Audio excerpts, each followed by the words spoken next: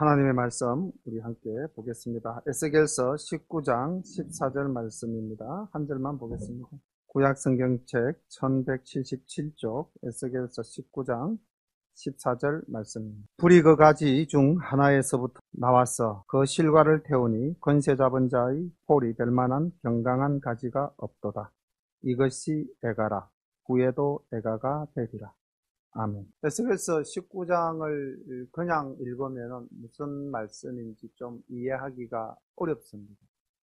비유로 되어져 있고, 그래서 선지서는 역사를 모르면 선지서를 이해하기 참 어렵다 하는 것을 또 한번 깨우치게 해주는 부분이 바로 이 19장인 것 같습니다. 에스겔서 19장에 나오는 내용은 이스라엘의 마지막, 남유다의 마지막 세 왕의 이야기입니다. 여호아하스, 그리고 여호야킨, 그리고 시드기야. 이 세 사람의 왕을 여호아하스와 여호야킨은 사자에 비유하였고, 그 다음 시드기야는 포도나무 가지에 비유하고 있습니다. 그래서 우리가 역사를 모르면은 성경을 이해하는 것이 참 어렵기 때문에 시간이 나는 대로 역사서를, 특히 이 예언서와 결합되어져 있는 역사서가 열왕기 상하서입니다. 열왕기 상하서를 잘 읽어두시면은 어느 왕 시대에 어떤 선지자가 어떤 내용으로 활동하였다 하는 맥을 잡아나갈 수가 있습니다. 애가라는 말은 우리말로 보면은 슬픔의 노래, 장송곡으로 해석 가능할 수도 있겠죠. 근데 이 애가가 예레미야가 쓴 애가라는 한 권의 성경책이 있죠, 그죠? 근데 그 예레미야의 애가는 바벨론의 침략으로 인해서 완전히 멸망당한 그 유다의 예루살렘의 참담한 모습을 노래하고 있는 것이라는, 민중들의 그 삶의 모습, 그런 부분들의 그 참상을 노래하고 있다면, 오늘 나온 이 애가는 이스라엘의 새 왕들이 왜 멸망당할 수밖에 없었던가 하는 부분을 비유와 상징으로 나타내 보이면서 슬픔의 노래로 나타내 보이고 있습니다. 본문을 보면서 함께 말씀을 나누겠습니다. 1절부터 9절까지의 말씀을 보겠습니다. 너는 이스라엘 방백들을 위하여 애가를 지어 부르기를 내 의미는 무엇이냐? 암사자라. 그가 사자들 가운데 엎드려 젊은 사자 중에서 그 새끼를 기르는데 그 새끼 하나를 키우매 젊은 사자가 되어 식물 움키기를 배워 사람을 삼키니 이방이 듣고 함정으로 그를 잡아 갈고리로 꿰어 끌고 애굽 땅으로 간지라.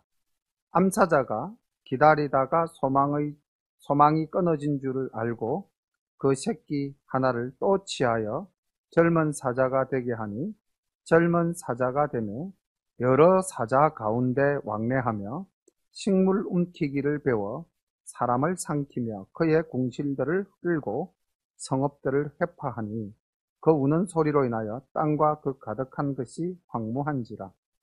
이방이 둘려있는 지방에서 그를 치러 와서 그의 위에 그물을 치고 함정에 잡아 괄고리로 꿰고 철롱에 넣어 끌고 바벨론 왕에게 이르렀나니 그를 옥에 가두어서 그 소리로 다시 이스라엘 산에 들리지 않게 하려 함입니다. 여기 1절부터 9절까지는 유다, 이스라엘을 암사자, 어미사자라고 이제 비유하고 있습니다. 그래서 어미사자인 암사자는 유다 왕조를 말하는 것이고, 그 왕조의 역사의 면면한 가운데 이제 젊은 사자 중에서 새끼를 길러서 그 새끼가 젊은 사자가 되었다. 이 젊은 사자는 열왕기 하서 23장 31절부터 34절까지 간략하게 소개되어지고 있는 요시야의 아마 둘째 아들로 예상되어집니다. 아마 좀 애굽이 그 요시야 왕을 이제 살해하고 이제 그 이스라엘에서 왕을 세울 때 좀 이 반애굽 정책이 강한 왕자를 골라서 아마 왕을 세우다 보니 둘째가 먼저 왕이 된 것 같아요. 그래서 이 왕이 이제 여호아하스입니다. 여호아하스. 요시야 왕은 우리 성도님도 잘 아시다시피 정말 이스라엘 마지막 횃불과 같이 정말 하나님을 위해서 종교개혁을 일으키고 하나님의 말씀대로 나라를 바로 채우려고 했던 그 왕이었는데 그의 아들 셋 다 좀 뭔가 이렇게 하나님 보시기에 많은 미흡한 부분들이 있었던 것입니다.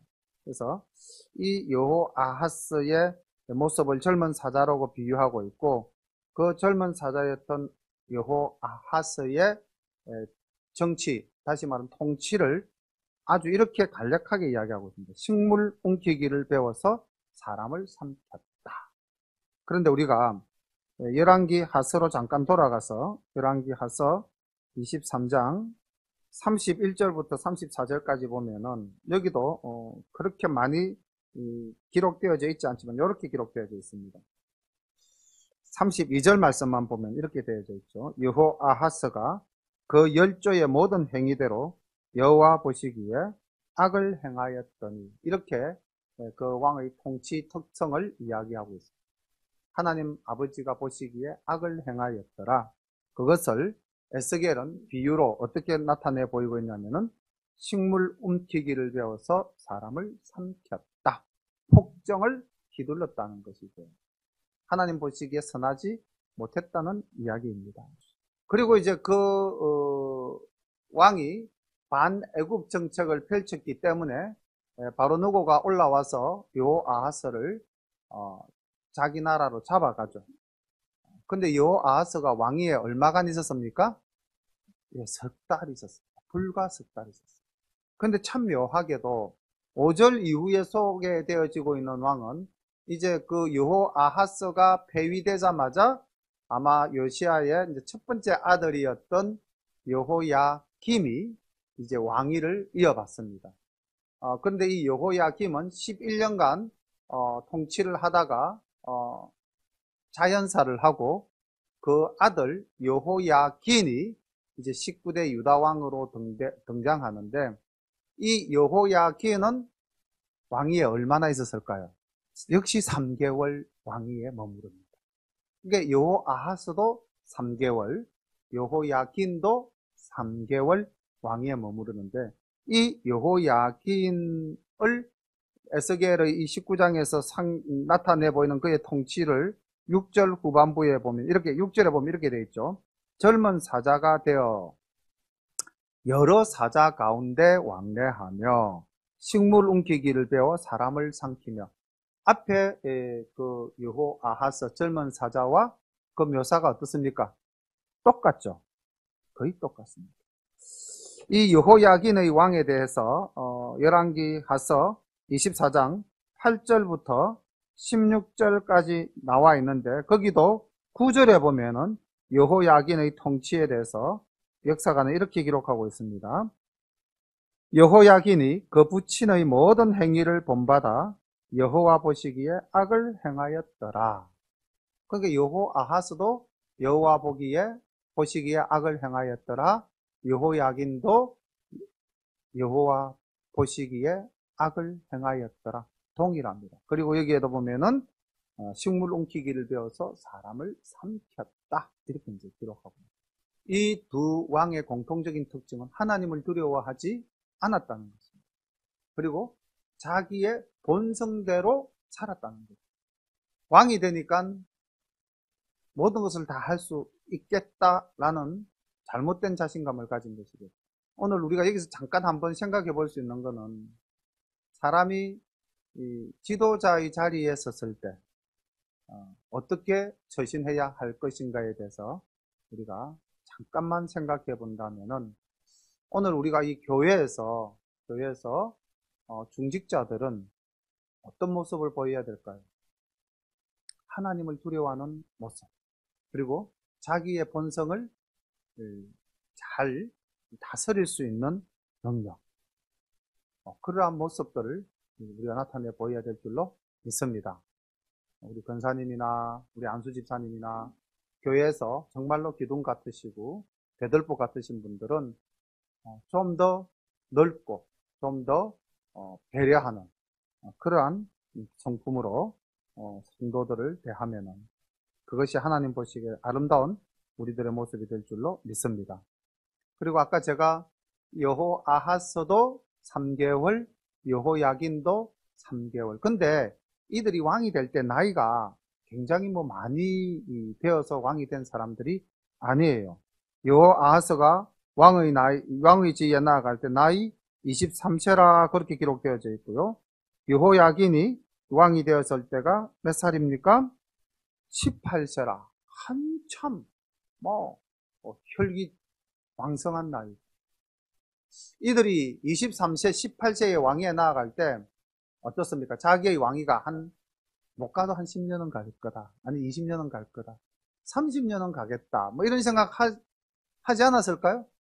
그런데 그들의 재위기간은 3개월로 막을 내립니다.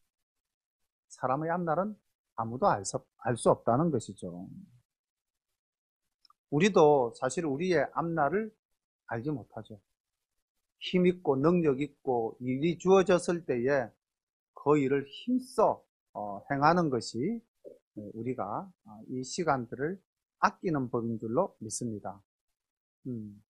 그래서 우리 교회 이렇게 이제 보면은 사실 좀 이렇게 평균 연령대가 제가 볼 때 우리 교회는 조금 이제 50대가 되지 않겠는가 라는 생각입니다. 우리가 힘써서 일할 수 있는 나이도 길게 보면은 요즘 60도 청춘이라 그러시니까 한 20년?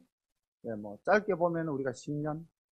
정말 힘써서 일할 수 있는 나이도 얼마 안 남았다는 힘 있을 때 더 열심히 일해야 될 줄로 믿습니다. 그리고 또 하나 우리가 여기서 생각해 볼 것은 그 젊은 사자, 첫 번째 젊은 사자가 식물을 삼키기를 배워서 사람을 삼킴에 악정을 행하였다면은 뭔가 그 다음 왕위에 오르는 사람은 앞사람의 통치를 반면교사 자기의 거울로 삼아서 좀 전철을 밟지 않는 그러한 통치를 해야 됨에도 불구하고 지금 보면은 두 사람의 모습이 거의 똑같죠. 싱크로율이 거의 100%에 도달할 만큼 움직임 하나 말 하나까지 다 똑같은 모습을 보이고 그들의 마지막 최후도 비슷하죠. 똑같죠. 한 사람은 애굽으로 끌려가고 한 사람은 바벨론으로 포로로 다 끌려가서 각자가 거기서 죽었다는 거죠. 고국 땅으로 돌아오지 못하고. 우리가 이 땅을 살아가면서 사실은 하나님께서 일하시지만은 또 하나님께서는 사람을 통하여 일하시기도 하고 또 주변 환경을 통하여 일하시기도 하는데 우리가 그것을 보고 깨달을 수 있는 지혜가 있어야 되지 않겠습니까? 예, 그러니까 상대를 보면서 그 속에서 내 얼굴을 찾는다든지 또 어떤 주변 상황에서 대처하는 모습들을 보면서 그 속에서 내 모습을 발견할 수 있다면은 우리는 더 지혜롭고 하나님이 원하시는 그러한 삶을 살아갈 수 있게 될 줄로 믿습니다. 오늘 여호아하스, 여호야긴 두 왕의 악한 통치와 그들의 최후에 대해서 에스겔이 애가로 슬픈 노래로 지어서 부르는 모습을 이제 보게 되었고 10절부터 14절까지는 이스라엘 역사의 마지막 왕, 유다 왕조의 마지막 왕 시드기야에 대한 이야기입니다. 시드기야는 여호야긴 왕의 삼촌이죠. 다시 말하면은 여호아하스, 여호야김의 동생입니다. 그러니까 이제 아마 요시야 왕의 셋째 아들쯤 되겠습니다. 보겠습니다. 10절부터 14절까지 말씀을 봅니다. 내 피의 어미는 물가에 심긴 포도나무 같아서 물이 많음으로 실과가 많고 가지가 무성하며 그 가지들은 경강하여 권세 잡은 자의 홀이 될 만한데 그 하나의 키가 굵은 가지 가운데서 높았으며 많은 가지 가운데서 뛰어나서 보이다가 분노 중에 뽑혀서 땅에 던짐을 당하며 그 실과는 동풍에 마르고 그 견강한 가지들은 꺾이고 말라 불에 탔더니 이제는 광야 메마르고 가물이 든 땅에 심긴 바 되고 불이 그 가지 중 하나에서부터 나와서 그 실과를 태우니 건세 잡은 자의 홀이 될 만한 견강한 가지가 없도다. 이것이 애가라. 후에도 애가가 되리라. 앞에서는 사자를 비유로 상징으로 내세워서 이야기가 되어지다 갑자기 포도나무로 바뀌니까 또 무슨 이야기인가 우리가 이렇게 생각할 수도 있는데, 사실 이스라엘 역사를 포도나무 포도원으로 비유한 것은 이사야 선지자도 그렇게 비유한 적이 있었고요. 또 에스겔 선지자도 우리가 몇 주 전에 살펴봤던 15장에 보면은 바로 이 포도나무 비유로서 이스라엘의 역사를 이야기하고 있습니다. 만큼 여기 지금 10장에 나타나는 물가에 심긴 포도나무, 이건 이제 하나님께서 애굽에서 출애굽시켜서 가나안 땅에 정착시킨 이스라엘의 역사 속에서 가장 번영했던 때를 우리가 상상해 볼 수가 있겠죠. 그래서 물이 막 나서 실과가 많고 가지가 무성하고 가지들은 견강하며 건세자의 홀이 될 만한 그런 가지들이 많았다는 것입니다. 역대 왕들이 역사를 이끌어 왔다는 것이죠. 그리고 이제 마지막 한 가지, 나름 많은 가지 가운데서 뛰어나 보이는 가지 하나를 선택해서 왕으로 세웠다는 것이죠. 그것이 열왕기하서 24장 17절부터 이제 시드기야 왕의 역사가 전개되어지고 있죠. 여기 보니까 17절에 보면은 바벨론 왕이 또 여호야긴의 아잡이, 우리말로 보면은 삼촌 mat다니아로 대신하여 왕을 삼고 그 이름을 고쳐 시드기야라고 하였다. 이렇게 되어 있죠. 그죠? 그러니까 요시야의 손자였던 여호야긴의 위를 요시야의 아들인 시드기야가 이어받았다는 것이죠. 조카에서 숙부로 왕위가 바뀌어졌습니다. 그런데 이 시드기야가 왕위에 나아갈 때 나이가 21세였다. 역시 아주 젊은 나이에 왕위에 나아갔습니다. 그런데 여기 보니까 많은 가지 가운데서 뛰어나 보이는 인물이었다. 그리고 이제 이 시드기야 왕을 깨우치고 하나님의 뜻을 따르라고 또 선지자도 하나 보내주셨죠. 정말 눈물의 선지자 예레미야를 보내서 정말 그 시드기야 왕을 잘 보필하게 했는데, 이 시드기야가 예레미야의 말을 전혀 듣지 않고 자기 뜻대로 정치를 행하였다는 것이죠. 그렇게 해서 뽑혀지고 땅에 던짐을 당하고 실과는 마르고 가지들은 꺾이고 말라붙었고 마지막에는 불이 그 가지 가운데 나와서 모든 것을 태워버리는, 그리고 그 이후로 건세 잡은 자의 홀이 될 만한 견강한 가지가 없었다라는 말로 이제 왕조의 역사가 끝이 났음을 이야기하고 있습니다. 이스라엘 백성들이 멸망할 때까지 우리가 18장의 모습을 보면은 원망과 불평, 그리고 책임 전가, 그리고 오늘 이 장면에서 볼 때도 앞의 왕들이 잘못된 통치를 함으로써 하나님께 심판을 당하였음에도 그들은 회개하는 모습이 보이지 않았다는 것이죠. 우리가 18장 내용을 볼 때 하나님은 어떤 자를 기뻐하신다고 말씀하셨습니까? 회개하고 돌아오는 자를 하나님은 기뻐하신다고 그랬어요. 하나님 결코 의인이 죽는 것을 기뻐하지 않으신다라고 말씀하셨어요. 악인이 회개하고 돌아오면은 하나님은 그것을 기뻐하시는 분이었는데, 이스라엘의 역사는 회개가, 그리고 자기의 생각대로 왕들은 통치를 하였고, 아까 여러 사자 가운데 다니다가 이런 표현도 결국은 무엇을 상징하는 것이겠습니까? 주변의 강대국들에 빌붙어서 어떻게 하면은 이 위기를 모면할까? 하나님을 의뢰하지 않고 세상의 권세와 세상의 힘을 의지하는 모습들을 나타내 보인 것이라고 할 수 있지 않겠습니까? 이스라엘은 죄를 범하고도 그것을 회개할 줄 몰랐습니다. 그리고 이스라엘은 그들이 하나님의 택한 백성입니다. 절대 하나님이 우리를 버리지 않을 것이다 라는 잘못된 신앙, 그리고 선민의식의 교만함을 가지고 있었던 것입니다. 오늘날 우리도 이런 우를 범하기는 쉽죠. 우리는 하나님의 자녀다. 우리는 구원받았다.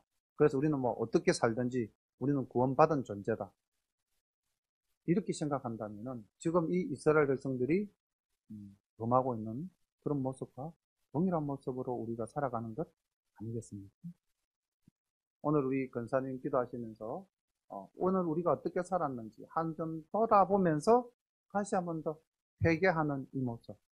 하나님은 이런 우리의 모습을 기뻐하시고 우리가 이렇게 회개할 때 주홍빛같이 더 붉은 내 죄라 할지라도 흰 눈보다 더 희게 깨끗하게 씻어주실 줄로 믿습니다. 오늘 마지막으로 이제 하나 더 살펴볼 말씀은 14절인데 불이 어디에서 나왔습니까? 불이 그 가지 중 하나에서부터 나왔다. 이걸 이제 뭐 깊이 묵상하면서 어떻게, 불은 하나님의 심판을 상징하는 것인데, 하나님께서, 불로서 이스라엘을 심판하실 때, 불이 그 가지 가운데서 나왔다라고 하는 것은, 조금 전에도 말씀드렸지만, 궁극적으로 우리의 죄로 말미암은 대가의 심판이다라는 거예요. 우리의 죄로 말미암은 대가의 심판. 다시 말하면은, 이들이 망하게 된 것은 자기의 범죄함으로 인합니다. 그러니까 어느 나라든지 지금 우리나라도 상당한 위기라고 생각되어지는 것이 외부에서 적이 우리를 공격해서 우리가 망한다. 이것이 더 확률이 높겠습니까? 아니면 우리가 내부에서 분열되고 또 우리가 죄 가운데 그함으로 우리가 망하게 될 위험성이 더 높겠습니까? 다시 말하면 우리가 만약에 망하게 된다면은 외부적 요인일까요? 내부적 요인일까요? 제가 볼 때는 내부적 요인이 더 클 것이라고 생각을 합니다. 역사가 사실 그렇게 증명해 두고 있지 않습니까? 우리나라 역사에서 제일 강대국이었던 고구려도 결국은 을지문덕이 죽고 연기소문이 죽고 보장왕이 죽고 난 다음 그 보장왕의 세 아들 남색 남근 이 삼형제가 분쟁함으로써 결국 최강대국이었던 고구려가 망하지 않았습니다. 고려도 정말로 저는 우리나라 역사 속에서 고려만큼 화려했던 역사가 없지 싶습니다. 그리고 고려시대 때만큼 대외무역이 발달되어지고 남녀가 아마 비슷한 신분으로 살았었던 것 같습니다. 참, 우리가 너무 이렇게 이제 고려에 대한, 학식이, 배움이 좀 적어서, 이 고려란 나라를 어떻게 생각하는지 모르지만은, 전체적으로 보면은 고려는 굉장히 무역이 발달한 나라, 무역이 발달한 나라가 부강한 한 나라가 아닙니까? 그리고 고려는 처음부터 끝까지 왕을 사실은 황제라고 불렀습니다. 그만큼 자주성이 강한 나라였죠. 물론 몽골의 침략을 받아서 그 황제라는 직위에서 폐위되어지고 왕이라는 즉 원나라 황제의 사위국이라는 부마국이라는 그러한 수모를 겪긴 했지만은 그러나 그 봉nguyên 왕 때 다시 이 몽골의 세력을 몰아내고 다시 우리 역사 속에는 왕이라고 기록되어져 있지만은 황제적 기능을 회복하려고 했던 모습을 볼 수가 있거든요. 그런데 그 고려도 결국은 내부가 분열된 가진 자들이 특히 이 고려 말에 부원 세력이었던 원나라에 빌붙어서 자기 세력을 확장시켰던 기득권들과 새로운 학문으로 이제 역사의 전면에 등장하는 사대부, 이게 구귀족과 신진 사대부 간의 알력과 갈등을 조절할 수 없었기 때문에 결국은 나라가 망하게 되는, 이성계가 조선을 건국하게 되는 그런 역사적 빌미를 제공하는데 이것도 사실 원인이 내부적인 요인. 조선이 말한 것은 말할 것도 없고요. 그러니까 저는 오늘날 대한민국이 이렇게 분열되어지고 정말로 좌우로 나뉘어졌어요. 이걸 정말 좌우로 봐야 될런지, 진보와 보수로 봐야 될런지, 아니면은 서두 기득권들의 싸움으로 봐야 될는지 모르겠습니다만은 하루도 나라가 뜻이 맞는 일이 없는 것 같아요. 저는 이번에도 너무 마음 아프게 읽은 기사 중에 하나가 지금 그 코로나 바이러스에 의한 사태에 우한에서 이제 우리 재외국민 700명을 데리고 이제 들어오는데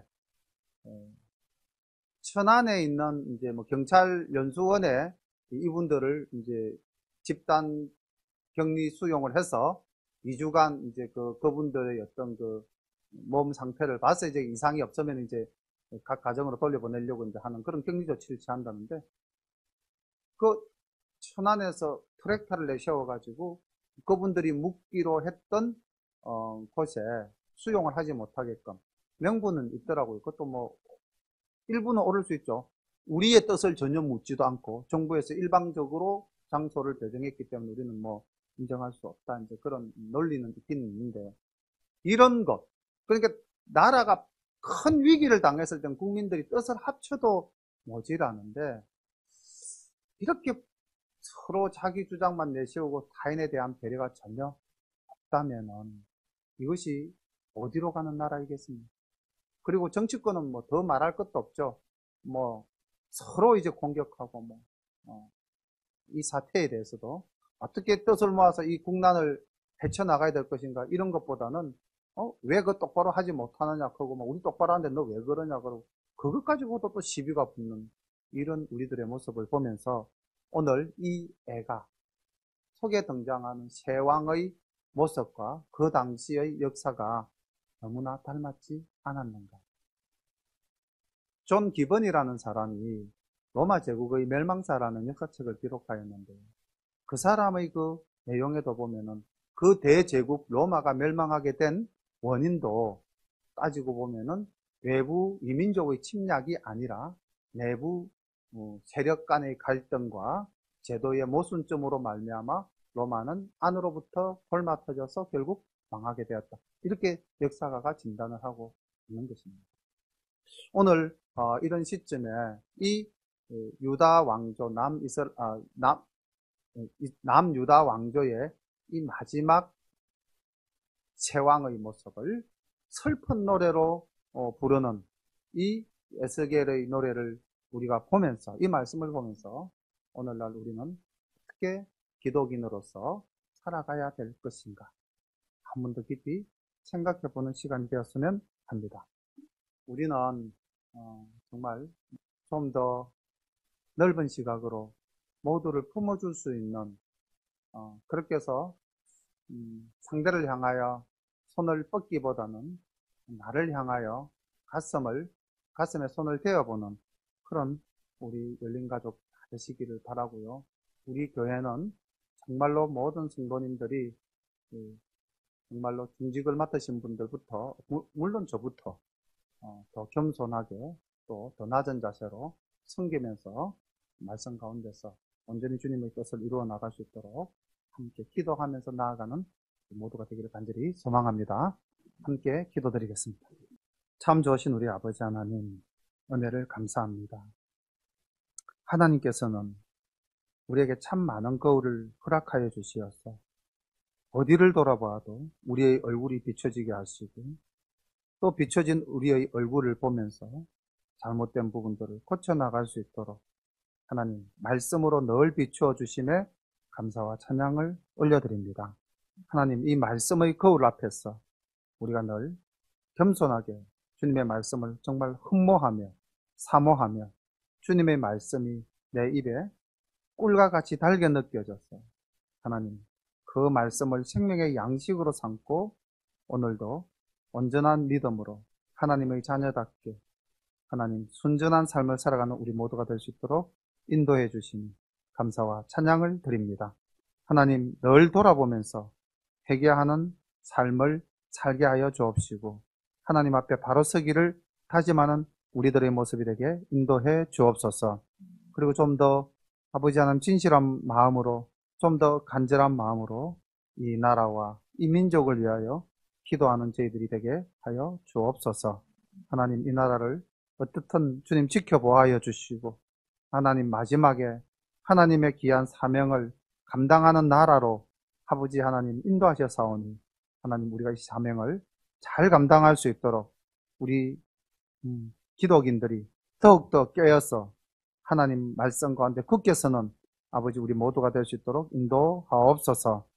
하나님, 코로나 바이러스로 인하여 신음하고 고통받는 많은 사람들, 주님 그들의 연약함을 긍휼히 여기시고 아버지 하나님 주님의 뜻 가운데서 치유하여 주시며 바라옵기는 이 나라가 이 바이러스로 인하여 혼란에 빠지지 않도록 주님 굳게 지켜보하여 주옵소서. 함께하여 주실 줄로 믿사옵고 감사와 찬양을 올려드리며 예수님 이름 받들어 기도드리옵나이다. 아멘.